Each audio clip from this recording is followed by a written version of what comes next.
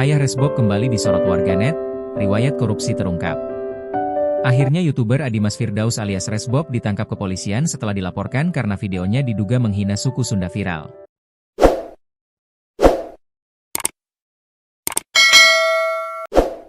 Usai buron berhari-hari, Resbob yang telah ditetapkan sebagai tersangka akhirnya ditangkap di kawasan Jawa Tengah, Senin, 15 Desember 2025.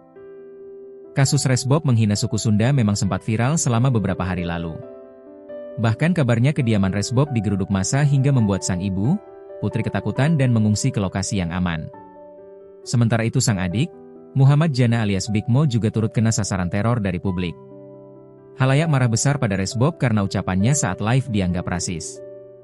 Akhirnya ditangkap, Resbob kabarnya kini tengah diperiksa intensif di Polda Jabar.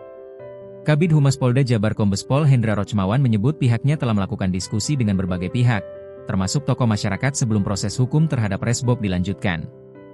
Penyidik menyayangkan ucapan Resbob yang menghina salah satu suku sehingga bermuatan ujaran kebencian. Kalau tujuan utamanya hanya untuk mencari perhatian atau menaikkan pengikut, tetapi dilakukan dengan cara yang tidak baik, maka mudaratnya jauh lebih besar. Karena itu, proses hukum sepenuhnya kami lanjutkan, kata Kombes Pol Hendra Rochmawan. Atas kasus tersebut, Resbob terancam pidana maksimal 6 tahun penjara.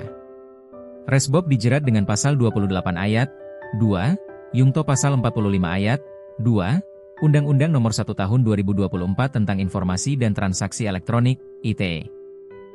Pasal tersebut mengatur larangan penyebaran informasi yang mengandung unsur kebencian berdasarkan suku, agama, ras, dan antar golongan, SARA. Sosok orang tua Resbob. Kini terjerat kasus hukum, sosok orang tua Resbob ikut jadi sorotan. Sebab ternyata ayah Resbob pernah mengalami nasib serupa dengan sang putra. Ayah Resbob, Muhammad Nasyihan sempat terjerat kasus hukum hingga dipenjara.